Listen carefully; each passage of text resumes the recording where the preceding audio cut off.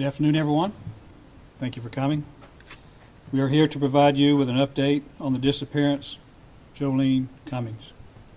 Behind me are NCSO Captain of Investigations John Anstapp, our lead investigator in this case, Detective Wayne Harrington, his partner, Detective Thomas Kelly, Joleen's mother, Ann Johnson, and our Nassau County Assistant State Attorney, Donna Thurston.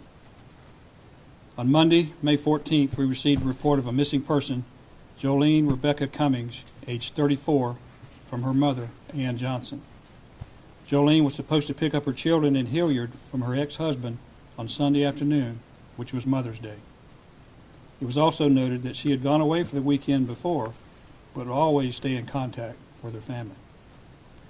Joleen worked at Tangle's Hair Salon, located at 474315 East State Road 200, Fernandina Beach. She worked all day Saturday, May the 12th, and was supposed to get off work around 5 p.m. No one has seen or heard from her since.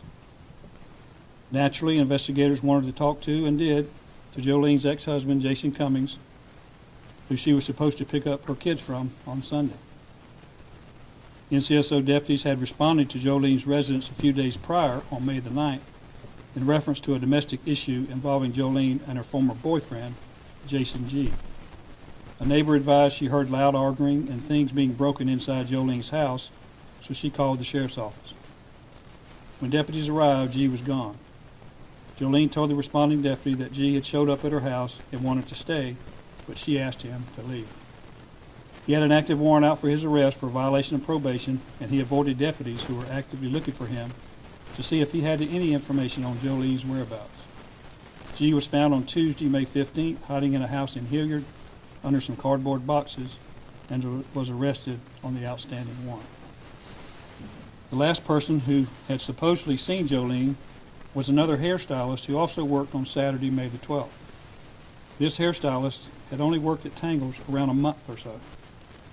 The salon was closed on Sunday and Monday. The salon was supposed to open back up on Tuesday morning at 10 a.m., so NCSO investigators were there to talk to this person to see if she had any information as to the whereabouts of Joleen. She failed to show up for work, and the address that she gave the owner of the shop where she was supposed to be living was a bogus address. On Tuesday afternoon, we received information that a vehicle matching Joleen's 2006 beige Ford Expedition was seen parked in the parking lot close to the Home Depot in Yulee. We towed the vehicle to the sheriff's office to see if we could obtain any type of clues about Joleen. We immediately began going around to businesses in the area looking for any video surveillance camera footage that was available, in hopes we could find out when the vehicle was parked there. We found some camera footage that showed Joleen's vehicle being parked around 1:17 a.m. Sunday morning. The video showed the driver sit there for a few minutes and then get out. We were hoping to see Joleen get out of that vehicle, but who do you think it was? The Tangle's hairstylist.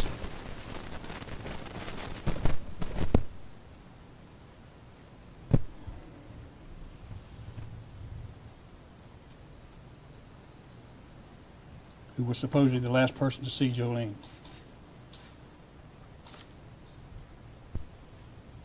We began immediately to go around the businesses in the area, trying to see if we could get any additional information. In addition to following up on all leads and evidence we were receiving, we were trying to locate Seibert. This individual was known as Jennifer Seibert, JenniferSybert. Through our investigative techniques, we finally located Seibert and her vehicle, which is a 2016 Kia Soul, black in color. We found her at the northbound I-95 rest area in St. Johns County on Wednesday evening, May 16th, parked between two other semi-trucks.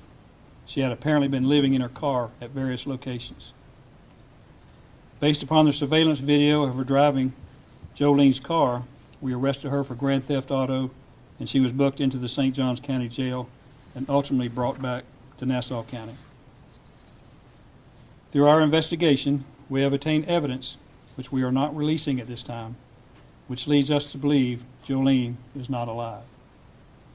We have subsequently found out that Seibert's real name is Kimberly Kessler, Kessler. Date of birth May 9th, 1968, and she is from Butler, Pennsylvania. She had also been using a fake Social Security number. She has since been charged by the FBI with a federal offense of possession of a counterfeit passport. Kessler is a suspect in the disappearance of Joleen Cummings. We are working to obtain all and gather all evidence we possibly can related to this incident, and additional charges are forthcoming.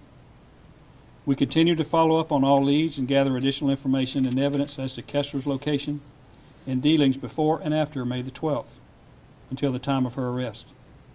We know she frequented Fernandina Beach, Yulee, the Bartram Park area of Jacksonville, as well as St. Johns County. We are working closely with our state attorney's office, the St. Johns County Sheriff's Office, the Florida Department of Law Enforcement, and the FBI. We will continue to search for Joleen, but she could be anywhere. We have searched for her utilizing all of our resources, including canines, horses, and boats. We are asking if anyone has seen or had any contact with Kessler, who is also known as Jennifer Seibert, or her vehicle, or has any information that would help us in our investigation, to please contact the NCSO at 904-548-4005 or contact First Coast Crime Stoppers at 1-866-845-TIPS or 8477. I'd now like to ask Joleen's mother, Ann Johnson, if she would step forward and say a few words about her daughter.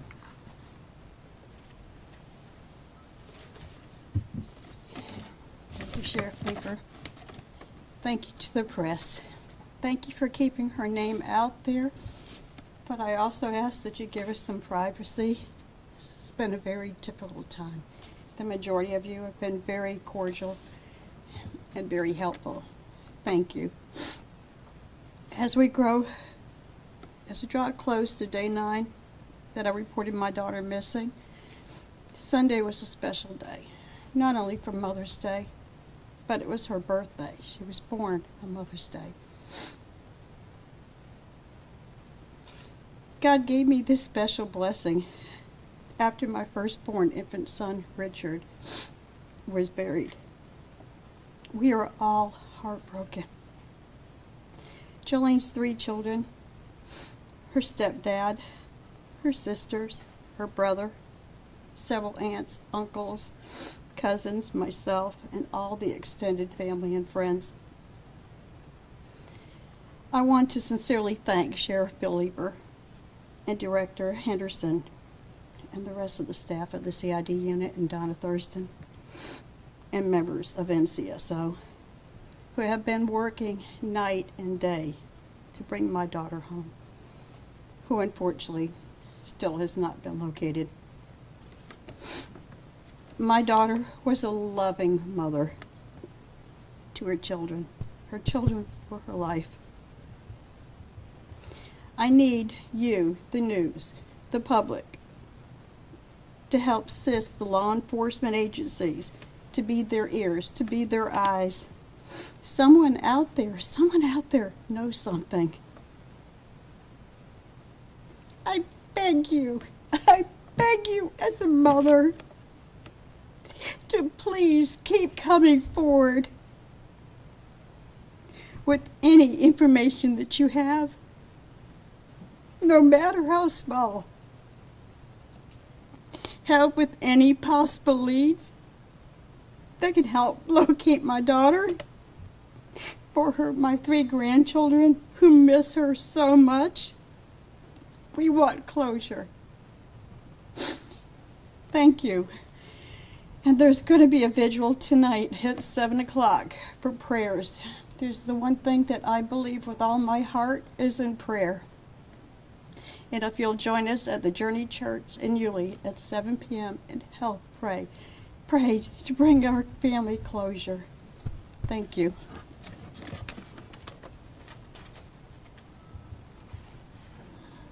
Thanks, Ann. We are not going to take questions at this time.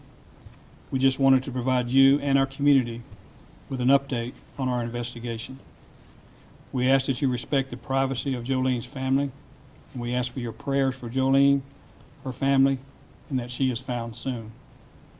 We will provide additional updates to you, to all of you, when Joleen is found and or additional charges are made in this case.